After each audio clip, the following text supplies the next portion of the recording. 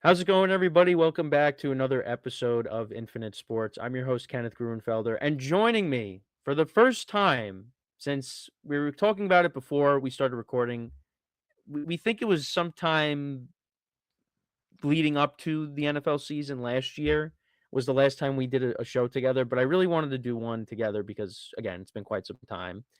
And joining me today is my co host, my buddy, Ben Upson.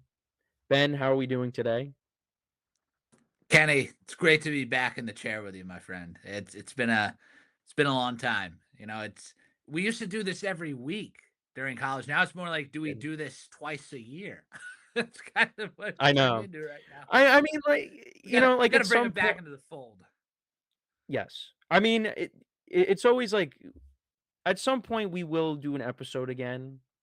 It's just, with our schedules now changing and, lives are changing, it gets tougher, but I I know I always say this every time we do an episode together. I always say, "We're gonna try to do this every week together," and then it just doesn't happen, but it's more of, like, my fault.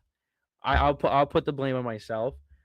But yeah, we're gonna try, if not every week, every other week. We're gonna it's gonna get to the point where it's not one day here and then we're not together for the next several months. So that's we're gonna try to get to a point where it's multiple episodes over the course of time and not just one and then months without us doing a show together. But anyways, going off on a tangent there. So a few things we're gonna talk about today. I haven't touched upon this yet, but we're both obviously going to have a lot to say about this. This is the first time doing an episode since John Sterling passed away, the Yankees' longtime radio play-by-play announcer. So I wanted to start off the show by talking about that topic, and then also with the Knicks being in the playoffs, obviously you really like to have Ben on because he's really more into the Knicks than I would say I am. Obviously, when the Knicks are on, they're in the playoffs. Of course, I'm locked in watching the games, but also to have another voice to break down, a little bit of the first round series. We could talk about that with the Hawks, and then how Game One went against the Sixers. So we'll get into that as well, and then maybe a little bit of NFL draft stuff. Because I know if you're watching this, probably sick of hearing me talk about stuff going on with how the draft went. But to get Ben's perspective on the draft and how the Giants did, and some other teams as well, if you have anything to say on that, even talking about the Jets, too, and how they did. I said I thought both New York teams did pretty well with the draft. So we'll see how it all plays out. And the NFL schedule will be coming out relatively soon, so that is exciting. But to go back to what I said, is starting off by talking about John Sterling. So, the other day, the news broke that he had passed away at 87. Lived a long life, and lived life to the fullest. And the one thing that you hear from a lot of people is just the fact that he was the soundtrack of the Yankees, and I think that's like a perfect way to describe John Sterling because, from the time that I started watching baseball and, listening to baseball whenever I was in the car with my family, we're driving somewhere, like it was his voice. Like it was his voice. And I always associated the Yankees with John Sterling. And he didn't miss a game for 30 years basically, which was incredible. And, up until 2019, because 2019 was a year. I mean, the Yankees won over 100 games. It was like everybody was hurt, not just the players, but the announcers were hurt too. Michael Kay was dealing with he had the issue with his vocal cords and he had to get surgery, right? And he was out. And John Sterling also missed some time too because he was dealing with some health issues as well. So it was like everybody was dealing with something that year. So when that happened, I was like, wow, John Sterling missing games? I thought I'd never see the day. And then, as we kind of went along, people would fill in. And then, 2024 came around and he announced his retirement. And, you had different people filling in: Justin Shackle, Emmanuel Mabardi, guys from FAN filling in too. but then he came back for the playoffs and, did, a couple series towards the end of the regular season, did the playoffs. So at least he got to, and then he officially retired. So at least I know the World Series is a World Series that Yankee fans tend to forget, but at least he went out with the Yankees in the World Series, doing World Series games at least one more time. Um, and then in January in January he had a heart attack, and he made an appearance on the Fan. He called in and he said that happened, and then yeah, like I said, the news broke a couple days ago that he passed away at 87, and again, lived a great life. And it is very sad because, you're not gonna be able to hear his voice because he was making appearances on, I saw he was hosting a show on WABC, at times and, talking sports and, once in a while he calls in to a radio show and obviously they'll post it on social media if you don't get to listen to it, but, we're not gonna have a chance to hear John Sterling, any new content that comes out and any interviews or any appearances, which is very sad and again, just an iconic figure with the Yankees. But I mean, there are plenty of archive footages and calls that you could always just go back to. I mean, how many videos we saw, get posted of just all the iconic calls and I know like for us, when we would do the radio show and being at school, like we would always like be, like not like we'd be poking fun a little bit, just having fun, like calling things like Sterling because that's how he came off, and it was fun and one of the things like anytime the Yankees have a new player they'd get somebody, from the trade deadline, off-season acquisition. Like one of the first things you think about is, all right, what's Sterling's home run call going to be for this guy, you know?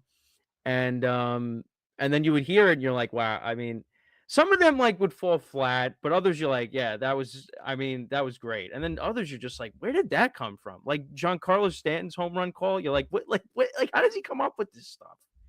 You know? Um but yeah, it's just and he another thing too is, like, he was he called the games like it is, like, even if the Yankees lost, like, in the World Series or, they lose a big game, like, he wouldn't act like a homer, right? He would call it like it is, like, he wouldn't be super, ecstatic over the other team knocking the Yankees off, but he would call it in a non-biased way, and he'd be very critical of the Yankees at times too, which a lot of Yankee fans appreciated as well. But yeah, it's just unfortunate, and also like for us, it's another like part of the childhood that now kind of goes away.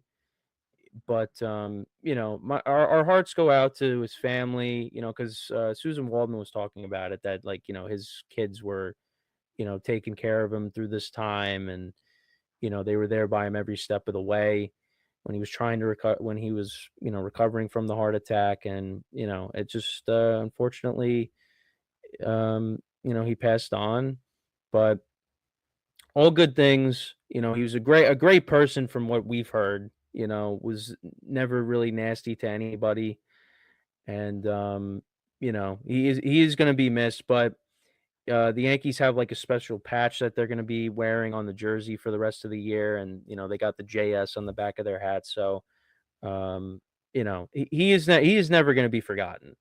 Um, it's sad day, but also again, just to be able to celebrate the life of John Sterling. That's going to be going on, really for this season and for many years to come. He's not going to be forgotten. He's one of a kind too. Obviously, there's never going to be another John Sterling. Dave Sims has been doing a good job, but John Sterling is one of a kind, and he's going to be missed. And yeah, I mean, I know like from time to time, I'm always going to go back and listen to some of his old calls from over the years. And a lot of the really good calls happened really before we started watching baseball because, like, you go back to the '90s dynasty and and all that. But yeah, he had some pretty good calls, in my lifetime. Jeter's 3,000th hit, Judge's 62. Called A-Rod's big home runs. He called he was on the call for every single one of Derek Jeter's games.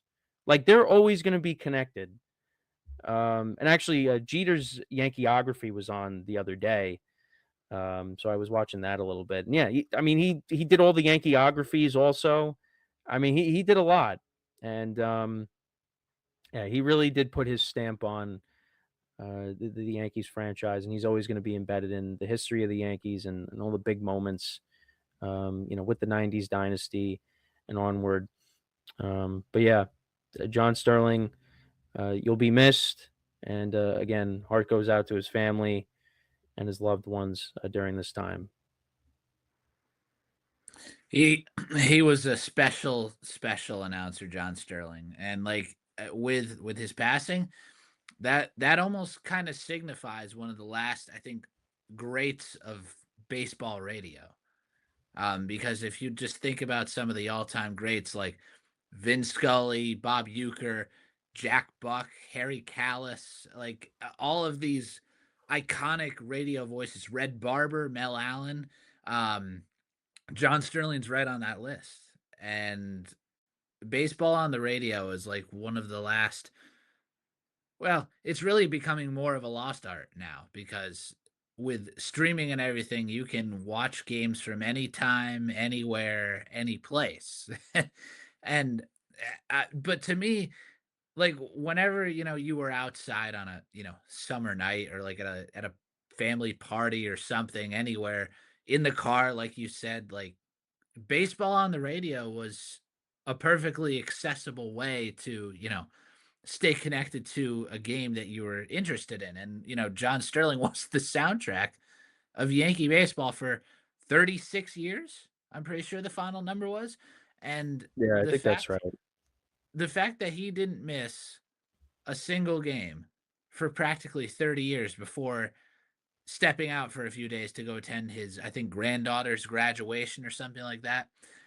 That it's incredible. The guy was a workhorse. He thought that Yankee baseball wasn't a job, it was a passion. Like he brought his A game to the table every single night in the booth. And I mean, like as you've said, Kenny, there's so many memorable home run calls, memorable clips out there that have been resurfacing like crazy over the last couple of days. But it's like I grew up on the Swishalicious. You're on the mark, Teixeira. It's an A bomb from A Rod. El Capitan for Jeter. Like those are those are just a few of the home run calls that were, you know, so good. And then, like you said, you had the more obscure ones, like for Harrison Bader. I'm just wild about Harry. Yep. you know, Also, the you refer- remember Dean Anna? no, I can't All say I right, so he remember was that one. all right. So I don't know, 2014. I think it was it was Jeter's last year, obviously, and it was like Anna is on the dean's list, like just something like that. Oh, wait, I no, come to think of it, now that you say that, I do remember that. But yeah, like these are the moments that we remember from John Sterling because it was his own unique way of, calling a baseball game. And everybody has their own craft in this industry and it all gets to make yourself stand out. You have to be unique, you have to be entertaining, and that's exactly what John Sterling embodied for all that time. And I mean, like obviously he was having complications, as you said at the end, and let's not forget too that John lost. Didn't he lose? He lost his house. I'm pretty sure, like 10 years Yeah. ago in a That's fire, right. and Yep. he lost almost like everything. Yep. Like the man has been through so much in his life. I mean, and obviously, he has multiple kids. I know that he was divorced at the end too. Um, like I mean, he's been through so much in his life, and Yankee baseball was the joy that he brought to everybody. Like tall and small. And I know for a fact, Tommy Lugauer had a great tribute the other night on the fan, because believe it or not, Tommy actually, I believe, was producing Yankee games for WFAN years ago. So he got to work with John a little bit more on a personal level. And I mean, he echoed some of what you said, Kenny, about how he was always a down to earth, insightful person. And, like once you got to know that side of John Sterling, like it was just an amazing experience. And obviously, I mean, him and Michael go way back, like back to when I think John and him used to didn't they do some games on the Yes Network like when it first started, something like I that? don't It know. was I don't something know about about the. that. I don't know about the Yes Network, but like Michael was like the color guy to Right. Sterling with the radio, Right. Okay. So yeah, that's right. They did do radio for a bit. and they And would like like switch on and off, like Michael would do right. play by play one. Yeah, Yeah, yeah, and that's always been a method of attack between some of the play-by-play announcers and the color commentators. Um, but like I said, I mean, two absolute legends, and you said that Jeter and Sterling forever connected. Well, Bob Shepard, Bob Shepard was the last one who had a connection to Derek Jeter too, because all you heard every time was now batting for the Yankees, number 2, Derek Jeter. It's like it's just these are the memories that you have with this organization. The Yankees are rooted in history and tradition. And between Bob Shepard, John Sterling, and Michael Kay, you arguably have three of the most recognizable voices in baseball, perhaps, all oh yeah. in a line. Like it's just crazy to think that I mean, we've been spoiled like with this franchise. I mean, maybe not us. Like our parents remember what the '90s were like. We don't, but I mean, like, um, just because it hasn't happened recently. I mean, obviously the banner still says 27-time world champions, and John Sterling got to see at least what eight of those titles. I think probably Mhm. more than that, but um and you can't forget that uh before the Yankees too, he used to do Braves games. He was doing the Yeah, he was New doing York hockey. Nets. Yeah, some Mhm. hockey. Yeah, what were the New York Nets were I think well, who are now the Brooklyn Nets, but I'm pretty sure that's what Mhm. they started as, the New York Nets, the New Jersey Nets, all that. He did some Mhm. of their games. Like there's been so much that John's done. Like actually the call of the July 4th Braves game in 1985 has been resurfacing this week. The one where it went, I think, like 18 innings and a guy with like a .60 batting average hit a walk-off. And it's like, Yeah, I hit a can't home run. Yeah, it believe was it. a pitcher. Yeah, it was a pitcher. Right. Yep. And Mhm. yeah, like, so even before he came to New York to start calling, you know, Yankee games, John Sterling was already making a name for himself elsewhere. And like I said, one of the best to ever do it. I mean, radio and sports is becoming a lost art, as I've said. And, John Sterling was one of the last true, you know, broadcasters who could paint the picture for the listener. And that's what made him so good to listen to. And I mean, I know for a fact he got me through the 2015 Yes Network blackout. Thank you, Comcast. Um, still don't have MSG Network either. So, gotta love Well, that. you don't have to worry But about that because the Knicks aren't on MSG during the playoffs anymore. exactly. That's why we have national television. Mhm. Um, but without a doubt, like John Sterling was the soundtrack to I think a lot of us growing up, and especially for baseball fans around the country who just wanted to listen to a Yankee game from California or anywhere else. That's the beauty. Like John Sterling's name got out more because once the streaming era began and you could start streaming games right on the MLB app, radio or television, I think it helped open people's eyes to who John Sterling truly was. And an absolute legend, he's going to be missed, and definitely lived one of the coolest lifestyles that you could probably ever ask for. And a Yeah. July 4th baby as well. How Mhm. about that? Yeah, and it was his dream. His dream was to, be the radio voice, and he got to live his dream. And And like you said, he was a one other thing actually, come to think of it. 20 this had to have been I think 2016, 2017. I remember that my dad and I were sitting up in the terrace level and we were far enough to the right that there was a bit of a line of sight to the WFAN booth because of course, right. the way like the Yes Network booth is to their left and then I think Mhm, WFAN's in the middle, all that. mhm. Um and I remember that like John, you could see John had the window open. He was definitely getting ready to like, tape the open or something like that. And I just remember I was like, Dad, I was like, we gotta yell down to John Sterling. So like my dad tries yelling, and of course I'm like, no, no, no. And then so I just yelled out like at the top of my lungs, I was like, "Hi, John!" And then I remember he just waved out the window. I was like, "Oh my god, that's Oh, so cool!" nice. I don't even think you I ever told me that. and then he shut the window because he probably had to start taping.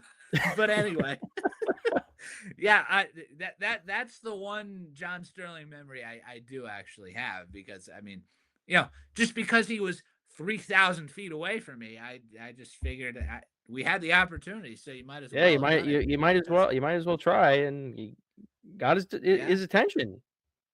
that's No, right. that's I awesome. mean, he did wave back, so you know what? That's all we can ask for. Unless he was waving at the So people behind you. Nah, I don't know. yeah, unless some people were behind us waving like lunatics too, but we were the only lunatics waving at him, so I guess he probably realized it was us. So, Yeah. um, yeah, that's the one little John Sterling story I had to get out there. I'm glad I remember that. Yeah, Yeah, and like you said, I mean, a workhorse, he called 5,426 regular season games and 225 postseason games, and from '89 to 2019, he called 5,060 consecutive games. Just didn't miss a game. it's unbelievable. I mean, It's crazy. unbelievable.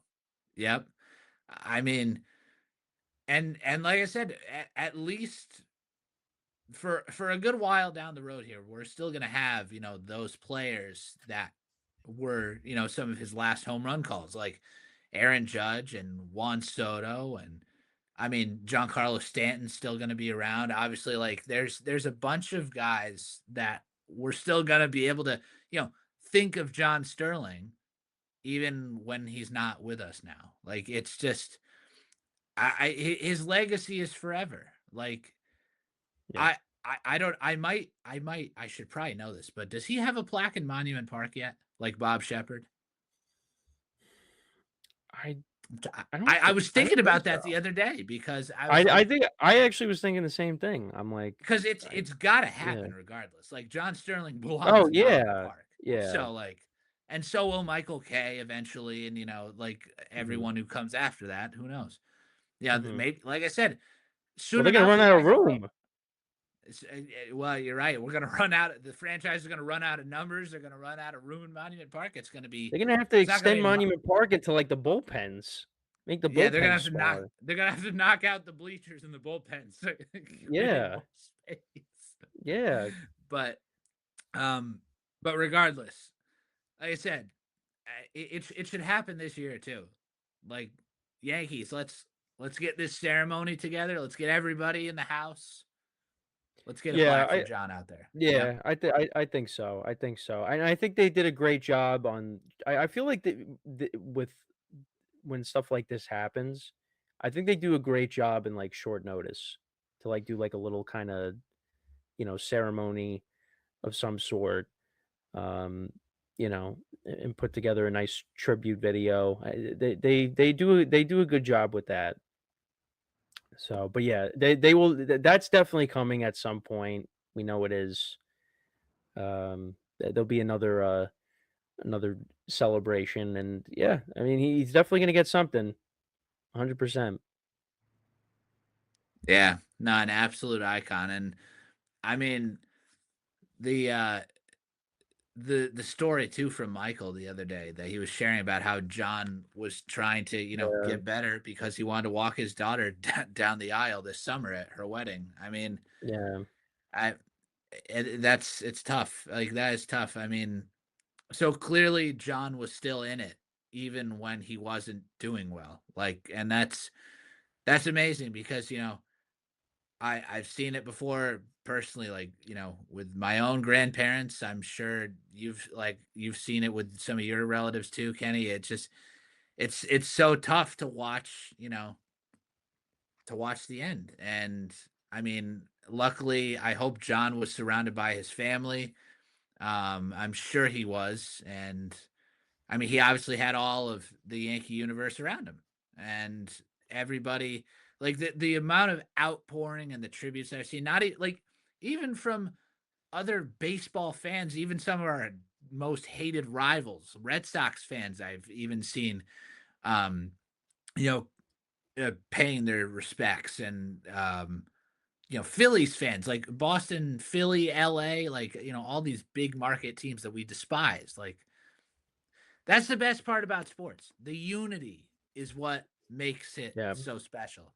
And no doubt though that John Sterling had one of the biggest support groups around him, and we're gonna miss him for sure. And hopefully Dave and Susan keep doing what they're doing because they're both great in their own respects as well. Mhm. No, that's right, 100%. And I think John also would be pretty proud of how the Yankees have looked. If we to talk about the Yankees, right now and how they're playing. I mean, they're doing pretty well. And the calendar's not it didn't flip over to June yet because we know what happens when, we get to June and the June swoon rears its ugly head like it has the last few years.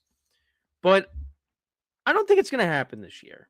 I think there will be some times where the team goes through a little bit of a funk, but I'd like to think that it's not gonna go on for a month and a half like it usually does over the summer. And they kinda went on their funk earlier this year where they were struggling while I was away.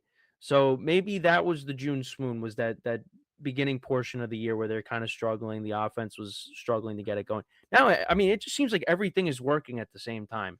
The starting pitching has been great. The ERA is the best in baseball.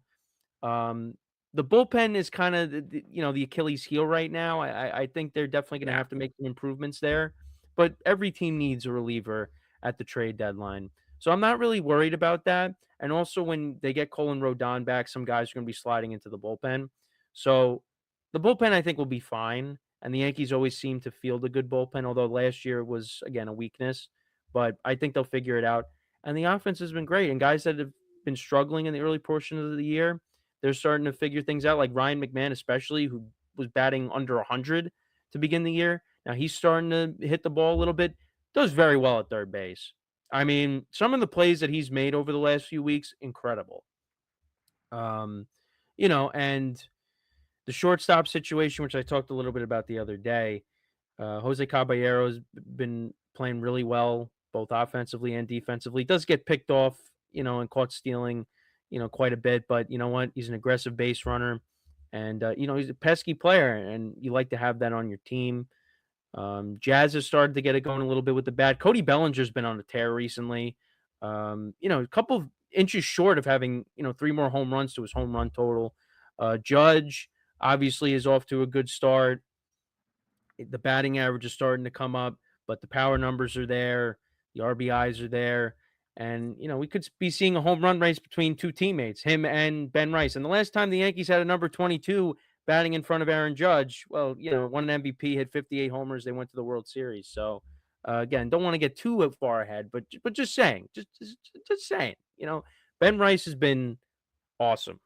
And, yeah, I mean, they're only gonna get better. Like I said, Cole and Rodon are gonna come back, Stanton's gonna come back eventually, but it is gonna kinda complicate things a little bit because now Dominguez is up here, and he had a very good game the other day. He had a couple of hits from the right side, hit a home run from the left side. So, if he can figure it out hitting from the right side and could just be an average fielder, I mean, the sky's the limit for him. So, I've been happy with, and I'm sure you have been too, of course, how the Yankees have performed. And you look at the landscape of the American League, I mean, The Rays obviously keep winning too. They're right behind the Yankees, but the American League is there for the taking. Oh, it's wide open. I mean, like it's wide open for the Yankees right now. I mean, yeah, outside those two teams, it's the A's.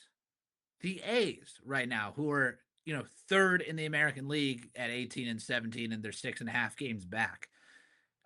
I mean, yeah, and obviously, like if you look league wide, I mean, it's the Braves have been red hot, and the Cubs have won 7 in a row right now. The Yankees have won 15 of their last 17 games. Um, yeah, the Cubs, the Dodgers, believe it or not, are the ones who've been a little. They've stubbed their toe a little bit the last week or week and a half. But look, I mean, once you get into May, the month of May here, like I've said forever that Memorial Day is the first like real benchmark of like okay, like this is where everybody is. Now we're gonna start to find out who's for real, who's not. Somebody who's not for real right now, the New York Mets, who have the worst record in baseball entering today. How about polar opposites for the city of New York right now? I know it's unbelievable, and like that their offseason got off to an interesting start because they got rid of their core, and then they were signing like Jorge Polanco, and the limo trade they got Marcus Simeon. So I was kind of like, what are they doing? But then they signed Bichette, they traded for Freddie Peralta, they bring in Luis Robert, and I was like, okay, like maybe, they won't be too bad this year. Compared to, some of the other teams like the Phillies, like Zach Wheeler was hurt. They lost Ranger Suarez. So I thought, maybe they take a little bit of a step back, and they have, but now they're starting to trend back up after they fired Rob Thompson and promoted Don Manningly to be the manager. And then the Braves have kind of underachieved the last 2 years, and their pitching staff, some guys were banged up. And, Acuna the last couple years has also missed some time. So I just thought, maybe and the Marlins and the Nationals, are still kinda, trying to work themselves back. So I thought, yeah, the Mets with the payroll and they should be the favorites, right? So I said, "All right, take them to win the East." Well, doesn't look like that's happening. They right now, they don't even look like they're gonna sniff the playoffs. No, it's really bad, and obviously the entire talk about Carlos Mendoza, like should he still be the manager of this team? To me, you can say what you want about the Rockies. Okay, the Rockies are a better team a little bit this year from what they were last year. I mean, but as soon as the Mets got swept by the Rockies in that last weekend of April, which was about what 10 days ago now, Yeah. I thought that was going to be the final straw. I expected on that Monday off day last week. I was like, okay, Mendoza's got to go today. It's unacceptable. Like you can't get swept by the Rockies and lose 10 of 13 and still expect to have a job. Like it's a disaster. And I mean, that's the other thing. The Red Sox moved on from Alex Cora. The Phillies moved on from Rob Thompson. And the last 7 to 10 days, both those clubs have been trending a little bit more in the right direction. The Mets aren't trending anywhere right now. They're just stuck in neutral. Like there's just nowhere for this team to go right now. And like you said, they're 10 games out of the East already in the first week of May. And there's just nothing right now that's going right. I mean, I mean, I don't know where they go. Like they're just trapped. And I I mean, know, and at least, obviously, like, with the yeah. And at I'm least I'm with the sure Yankees, Stearns doesn't want to fire Mendoza because yeah. that was his guy, and obviously Steve Cohen is Stearns' guy, and like it's just a whole chain of they're all buddies. That's the thing, and like it's just gonna be it's gonna get to a point where it's like something's going to happen because right now nothing's changed, and it looks like a disaster is unfolding. It really does. No, but at least for the Yankees, like, they have reinforcements on the way. Like, the Mets, I mean, Lindor's out right now, so he's gonna come back, and Luis Robert, but, I mean, that's really it, like, Yep. they had guys like they brought back Tommy Pham for a little bit, and with the payroll that they have, like, that's that's what your plan of attack is when you need some help, is you bring Tommy Pham in? Um, yeah, and then, like, you got guys that are playing first base that haven't played first base before. Jorge Polanco, Brett Baty, Mark Vientos. I just I didn't understand that, like, and you know what, like, you look at some of the guys in the rotation, like Noah McLean, been very good for them. Clay Holmes, I think, has been a pleasant surprise. I did not think I didn't think he was gonna translate to a starter. I just didn't believe it because of the issues that he had, in the bullpen, and now you're asking him to pitch 5, 6 innings, but he's been able to do that. He's actually been one of the Mets' most reliable starters, but you're still having issues with Kodai Senga. David Peterson was an all-star last year, and since the all-star game, I mean, I don't know what happened to him. Sean Manaea has dealt with his struggles, and Diaz obviously went to the Dodgers and they signed Devin Williams, which a lot of us said, well, I mean, he wasn't too bad as a middle reliever, a setup guy, but as a closer in New York, not really working out. No. Not really working out. Yeah, so and it's been on full display this year. So yeah, it's just I don't know, but when the season ends, I mean, and then and they got a record that's on pace for I mean, I think last time I saw on Twitter they were on pace for like 52 wins, something like that. Like heads are gonna roll. Yeah, and meanwhile, the Yankees are on pace for about 100 plus potentially. Like, and I mean, that's the thing with baseball. I mean, obviously, when you're hot, you're hot. I mean, as you said, everything's going right for the Yankees. Aaron Judge once again on AL MVP race. It's him and Jordan Alvarez so far. And in the home run ring, obviously going to have some tough competition potentially if Murakami keeps mashing home runs every night for the White Sox. Rookie of the year pick. I mean, it's looking pretty good so far. Um, but yeah, I mean, Ben Rice has been obviously, I think, a phenomenal story. Like he has a dozen home runs already as well, I believe, this year. Cam Schlittler and Max Fried are both on. Can we say they're probably both Cy Young favorites right now? Like having two Yeah, Cy Young favorites on yeah, you one definitely team can. is pretty crazy. And like you said, with no Cole and no Rodon, like, and the Yankees are setting the pace in the AL. Like, of course, it's only May. We know there's a ton of baseball left, but as you said, like with reinforcements coming and the team already being in this much of a groove so far, like it's like it again, we don't want to hang our hat yet, but like obviously compared to previous seasons, you would say that looking at this team so far, they are once again in the mix for a World Series and should be there in the end. Um, and obviously, who the heck knows what's going to happen? I mean, we're not going to have a full season of baseball next year, so I guess you might as well try and strike while the Yeah. iron's hot if you can. You don't know. Maybe they agree to something. Maybe they get Maybe, something done. I, No, maybe, but I mean compared to the last CBA, because I mean I had my reservations with the last CBA because I was like, are they gonna miss time? But at the same time, I was like, they're gonna get something done. But now because of what they're gonna be, what the talking points are gonna be now, I'm like, the salary cap. I that's gonna be tough to negotiate. yeah, it's a strange time in baseball right now. There's going to be a lot to figure out there. But that's down the road. What matters is that there is a full baseball season this year. And like I said, right now, the Yankees are right there. And everything is working right now. Offensively, pitching, defense, like every aspect of the game so far is really going well for the Yankees. And I mean, hopefully they keep this up. I mean, winning 15 of 17 games this early on is a great open. But as we say all the time in baseball, it's not a sprint, it's a marathon. So That's It's right. gonna have to keep up through that June swoon, as you were saying, Kenny.